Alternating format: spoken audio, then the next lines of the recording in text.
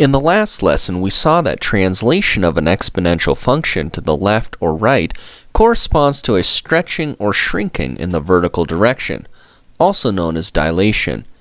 This was demonstrated visually with graphs.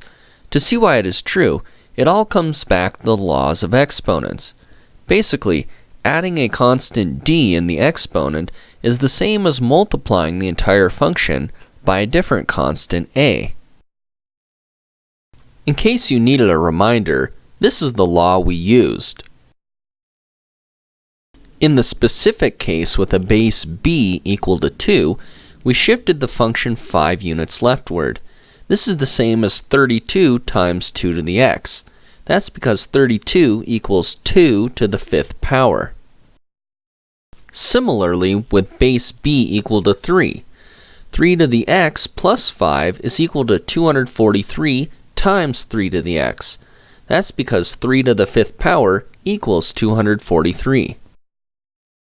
Here is a quick reminder of the other translations that are possible.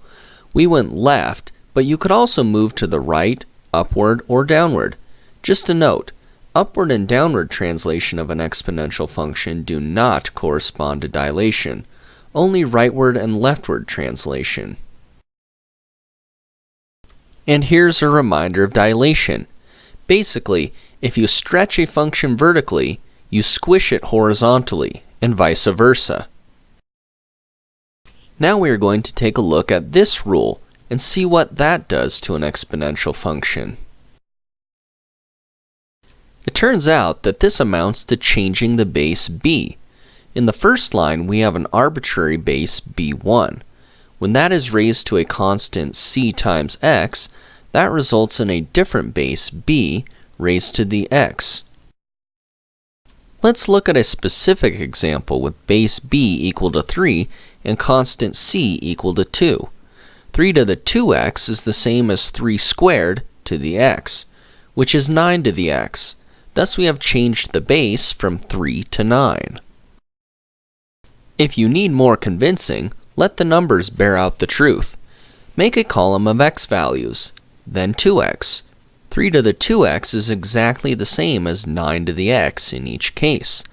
This representative sample obviously doesn't prove every case, but I've seen enough of a pattern to convince myself. How about you? Similarly, I could choose base b equal to 2 and constant c equal to 3. 2 to the 3x is the same as 2 cubed to the x, which is 8 to the x. In this case, we have changed the base from 2 to 8. Again, you can easily make a spreadsheet and compare a few numbers. In each row, the third and fourth columns have the same values. I am convinced once more.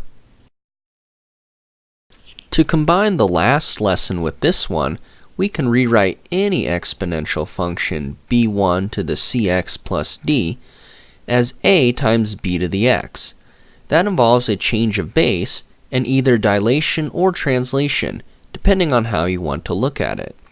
Instead of a base b1 with two constants c and d, we can simplify any exponential to a base b with one constant a. This interchangeability will be useful later on. Thus far, all our examples have involved an integer base. It is not terribly difficult to extend the concept of exponentiation to non-integer values. For example, 5.3 to the 4th power is simply 5.3 multiplied by itself 3 times. That's all well and good, but what about a non-integer exponent? Now that gets to be a little more tricky. It seems reasonable that we could use this law from our list. It turns out that's not the best approach, but it's a good start to understanding this concept. So let's see what happens. Let's start with 7 raised to the power of 2.5. As a fraction, that's 7 to the 5 halves, which is the same as the square root of 7 to the 5th power.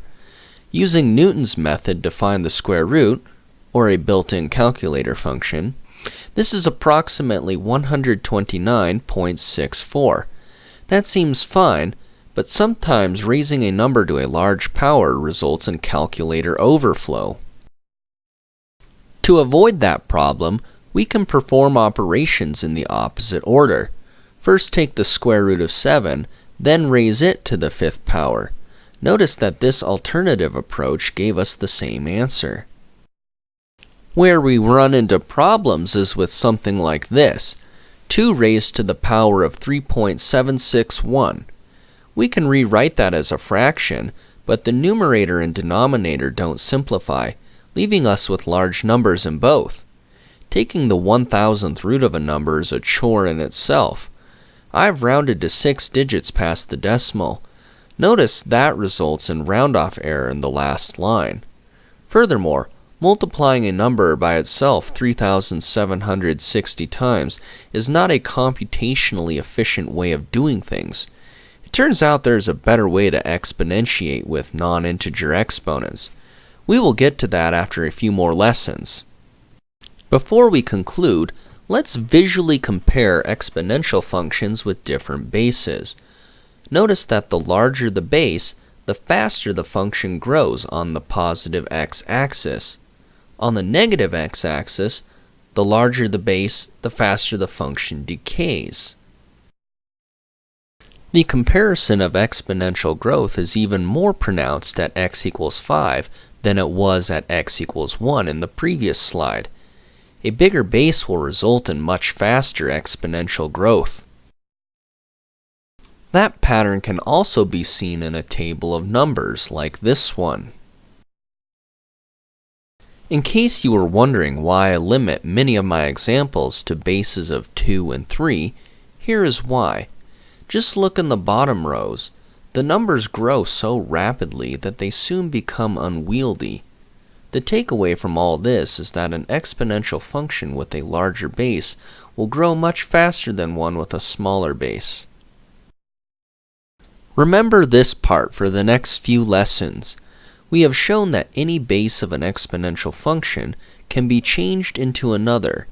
It turns out that there is a standard choice of base that mathematicians have chosen to use. It isn't immediately obvious why this is the case, but I will endeavor to show you the reasoning behind it all. What is that choice of base? Stay tuned to find out.